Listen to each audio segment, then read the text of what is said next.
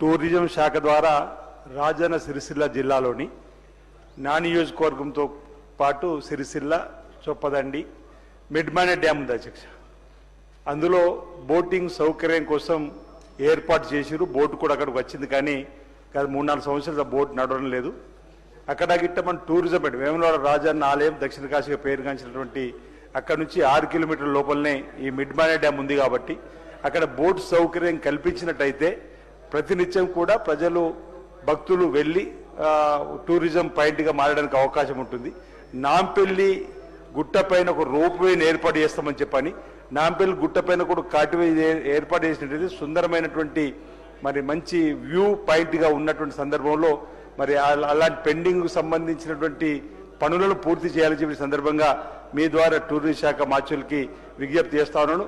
అదేవిధంగా వేములవాడ రాజన్న ఆలయంలో కూడా గుడి పరిసరాల్లో కూడా బోట్ సౌకర్యం కల్పించాలి. ఈ మధ్యలో గౌరవ ముఖ్యమంత్రి రేవంత్ రెడ్డి గారు వేములవాడ రాజన్న ఆలయ అభివృద్ధి కోసం వచ్చినప్పుడు గుడి లోపల మెట్లను కట్టి అక్కడ స్నానాలు చేసే అవకాశం కల్పించడంతో పాటు బోటింగ్ సౌకర్యం కూడా ఏర్పడిస్తే బాగుంటుందని చెప్పని గౌరవ ముఖ్యమంత్రి గారు సూచన చేసినటువంటి సందర్భంలో ఈరోజు వేములవాడ రాజన్న ఆలయ పరిసరాల్లో అనేక దేవాలయాలు కూడా టూరిజం పైన గుట్టపైన ఉన్నటువంటి దేవాలయాల అభివృద్ధి కోసం కూడా కొన్ని పనులు పెండింగ్ ఉన్నాయి అధ్యక్ష. మామిడిపల్లికి సంబంధించి సీతారామచంద్ర స్వామి ఆలయం దగ్గర కానీ, రుద్రేంగి లక్ష్మీనరసింహ స్వామి కానీ, సరళ గోవిందరావు స్వామి సన్నిధిలో ఉన్నటువంటి దగ్గర కానీ, పోతారం లొంకరామేశ్వరం చెప్పిన దగ్గర కానీ, ఈ విధంగా భీమారం మండల కేంద్రంలో, మణిగూడెం కేంద్రంలో కూడా గుట్టపై ఉన్నటువంటి దేవాలయాల అభివృద్ధి కోసం కూడా టూరిజం శాఖ ద్వారా చేసేటువంటి కార్యక్రమాలు అమలు చేసే విధంగా నాగారం గుట్టపై ఉన్నటువంటి దాన్ని టూరిజం ద్వారా చేయడానికి కోసం నేను ఇదివరకే ప్రభుత్వానికి దరఖాస్తు కూడా ఇవ్వడం జరిగింది అధ్యక్ష.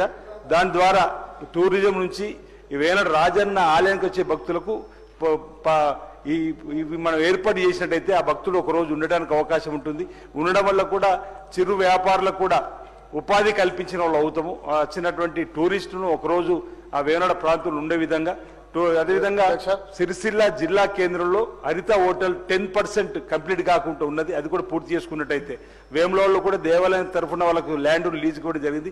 అక్కడ కూడా మరింత మెరుగైనటువంటి హోటల్ విధానాన్ని పెంచుకొని నూతనంగా నిర్మాణం చేస్తే బాగుంటుంది అనేది నా సూచన. నేను గౌరవ టూరిజం శాఖ మార్చులు ఒకసారి వేములవాడ రాజన్న ఆలయ పరిసరాలకు వచ్చి వారు దర్శనం చేసుకోవడంతో పాటు టూరిజం పాయింట్ను పెంపొందించడానికి మరి తగిన చర్యలు తీసుకోవాల్సిందిగా మీ ద్వారా గౌరవ మంత్రి వారిని కోరుతా ఉన్నాను అధ్యక్ష.